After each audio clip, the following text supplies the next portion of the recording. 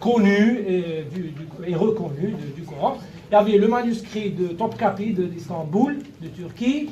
Il y avait le deuxième, celui du Caire, de Masjid al-Hussein, Jama' al-Hussein au Qahira, au Caire. Et il y avait celui de Birmingham, en Angleterre. Pardon? Birmingham, c'est des palimpsestes. Ah, d'accord, ok. Donc, il y avait ces trois manuscrits. Et celui de Tashkent, bien sûr. Mais à partir de 2000...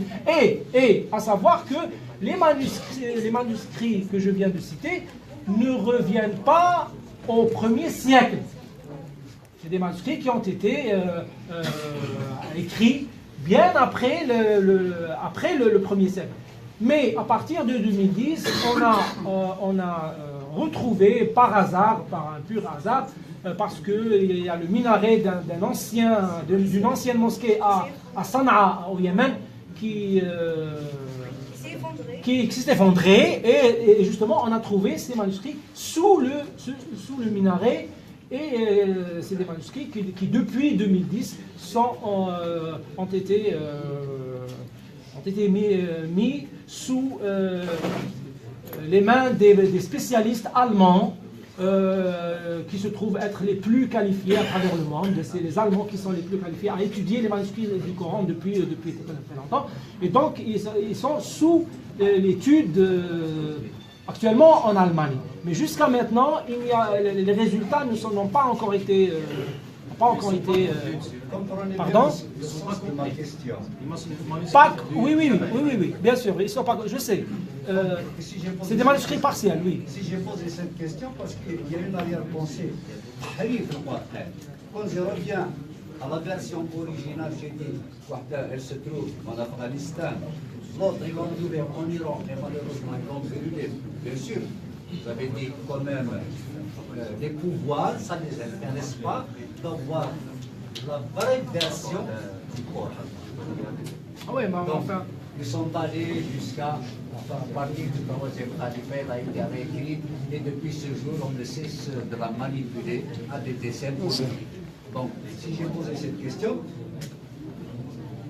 c'est pour dire simplement, soyons prudents. Soyons prudents dans la lecture du Coran, de ce que nous disons sur le Coran. Il y a toujours des petites choses qu'il faut savoir découvrir. Et vous avez raison de dire qu'il faut le lire. Si je peux le lire, je vais le lire. Je suis informé. Ce n'est pas n'importe qui va me dire j'aurai plus d'arguments que lui. En tout cas, de toute façon, concernant l'islam, il y a toujours eu, à travers l'histoire, plusieurs lectures. Jamais dans l'histoire, il n'y a eu une seule lecture. Il y a eu toujours, bien sûr, la lecture officielle et les lectures, on va dire, marginales ou bannies par les fuqaha, les lectures des opposants qui n'étaient pas d'accord, qui n'étaient pas forcément d'accord avec les systèmes politiques. Et donc, il y avait plusieurs lectures de l'islam et plusieurs lectures du Coran, plusieurs lectures des hadiths. Et voilà, donc il n'y a jamais eu un islam dans le sens un seul figé, voilà, c'est ça et c'est pas autrement. C'est comme ça et c'est pas. Ça n'a jamais existé.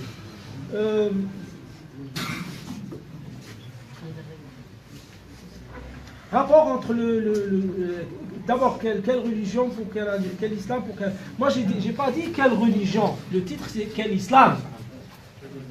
L'islam. Et bien sûr, je ne peux pas tout détailler parce que si on commence à tout détailler, moi j'ai essayé de donner des grandes lignes pour essayer d'ouvrir le débat, pour essayer d'ouvrir sur le sujet. Mais c'est vrai qu'il y a beaucoup à dire par rapport, par exemple, le rapport de l'État à la religion en Algérie, de l'État algérien à la religion. C'est vrai que la religion, à partir de 1962, a été avait qui a été utilisé pour combler le vide de légitimité. Parce que l'État national, il avait un problème de légitimité par rapport à tout ce qui s'est passé entre 1954 et 1962, la crise de l'été 62, les dissidences, etc. Donc tout ce qui s'est passé. bien sûr le coup d'État contre le GPRA, etc. Et donc, voilà, donc l'État était en cours, l'État national était en cours de légitimité, donc il a trouvé dans la religion un instrument pour combler, c'est-à-dire le vide de légitimité, et pour se donner une nouvelle légitimité. C'est pour ça que le régime, par exemple, de Boumedienne, s'est rallié aux oulémas, comme tout le monde le sait, il s'est rallié au mouvement des oulémas pour se forger une légitimité. Pourquoi? Parce que ces oulémas se basent sur la religion et qu'il n'y a pas mieux en Algérie que la religion pour se donner une légitimité politique. Et c'est ce qui s'est passé. Donc, et quand j'ai dit que, c'est-à-dire, quand j'ai proposé la laïcité, c'est un islam, une lecture laïque de l'islam, une lecture séculaire ou laïque de l'islam, c'est pour barrer en fait, ou donner une alternative à la formule officielle étatique qui veut que l'islam doit être une religion d'État, ici on parle de l'islam, d'une lecture laïque de l'islam ou d'une lecture séculaire de l'islam, ça ne peut être justement qu'un islam individuel, ouvert sur la différence, sur le vivre ensemble, individuel comme je l'ai dit, et qui fait clairement, et qui sépare clairement et catégoriquement entre le religieux du politique. Voilà, et bien sûr je ne peux pas donner tous les détails parce que sinon je vais m'éterniser, mais j'ai essayé de proposer, c'est en gros l'image ou la lecture que j'ai essayé de proposer par rapport à l'islam algérien que je pense, c'est-à-dire que je pense qu'il peut être une alternative aux lectures intégristes ou fondamentalistes ou même obscurantistes, comme diraient d'autres, qui existent aujourd'hui. Voilà. Rapport entre le soufisme et l'islam. Vous avez raison de dire que la lecture soufie de l'islam, c'est une lecture tout à fait différente des lectures officielles, c'est-à-dire des lectures des fuqaha, des juristes, etc. Je dirais même que c'est presque un autre islam. C'est un autre islam. C'est une lecture qui est allée. Les soufis, c'est des gens qui voyagent beaucoup d'abord. C'est des gens qui voyagent beaucoup. C'est des gens qui ont rencontré d'autres civilisations, d'autres cultures, d'autres modes de vie, et qui se sont forgés leur propre lecture de l'islam, qui se trouve être une lecture spirituelle, fondamentalement spirituelle, c'est-à-dire d'abord, et c'est une lecture, et ça c'est très important, c'est une lecture qui ne prêche pas qui ne prend pas le lien entre le politique et le religieux, ça est d'une, et c'est aussi une lecture qui ne prêche pas, qui ne parle pas d'un Dieu anthropomorphique. Le Dieu des soufis, c'est en fait, il n'y a pas de séparation. Pour les soufis, il n'y a pas de séparation entre Dieu et les créatures. C'est le Dieu de Hegel. Voilà, il n'y a pas de séparation. Il n'y a aucune séparation entre Dieu et ses créatures pour les soufis. Et c'est pour ça que et le faqih, c'est-à-dire les juristes qui soutenaient les pouvoirs en place à travers l'histoire, ils ont besoin d'un Dieu anthropomorphique. Ils n'ont pas besoin, parce que ils n'ont pas besoin ils ont besoin du Dieu de la Bible, du Dieu de la Torah, du Dieu qui se trouve en dehors de la création. C'est un Dieu qui se trouve en dehors et qui donne des ordres, faites ceci, etc. Donc, et ça c'est le Dieu des fuqaha. Mais les soufis ne veulent pas, c'est-à-dire les soufis, ce n'est pas seulement qu'ils ne veulent pas, non, c'est qu'ils n'arrivent pas à percevoir ce Dieu. Les soufis n'arrivent pas à percevoir un Dieu en dehors de la création. Ils n'arrivent pas à le percevoir. C'est-à-dire pour les soufis, pour les soufis, si Dieu c'est l'océan, la création c'est les vagues, tout simplement. Les valeurs aussi. Oui, c'est les vagues de l'océan. Est-ce qu'on peut séparer l'océan de ses vagues? On ne peut pas. Et donc, c'est pour les soufis, c'est ça. On ne peut pas séparer Dieu de ses créatures. Et c'est pour ça que les soufis ont été persécutés, bannis, traités de tout, de ce que vous voulez par les fuqaha. Et c'est aussi, et c'est la raison pour laquelle j'insiste que le soufisme, c'est-à-dire le soufisme, le véritable, le soufisme, c'est celui qui a été persécuté. Il y a aussi la version laïque, disons. Elle est laïque, la version soufiste, c'est la version laïque par excellence, c'est la version laïque par excellence. Donc le soufi ne fait aucune différence entre musulmans, chrétiens, juifs, athées. Ils ne font aucune différence par rapport à ça. Ils acceptent, pas seulement tolèrent, ils acceptent toutes les religions, ils acceptent toutes les lectures, ils acceptent, sauf les lectures anthropomorphiques, ils acceptent toutes les idées. Donc, si je peux me permettre, la dernière retraite spirituelle qu'ils avaient faite, qu'avait faite la Tajira à l'Alaouia, c'était dans un temple chrétien, donc chez les chrétiens. Oui, ils ont fait chez les chrétiens, ils ont même fait chez les bouddhistes, dans les temples bouddhistes du Tibet. Ils n'ont aucun problème par rapport à ça. Le Coran et l'emprise de la langue arabe sur le Coran. Oui, c'est vrai. Aujourd'hui, nous avons ça, c'est vrai, parce que aujourd'hui, parce que la langue arabe n'a pas tout le temps été comme elle est aujourd'hui. C'est une langue qui a évolué dans le temps et dans l'histoire.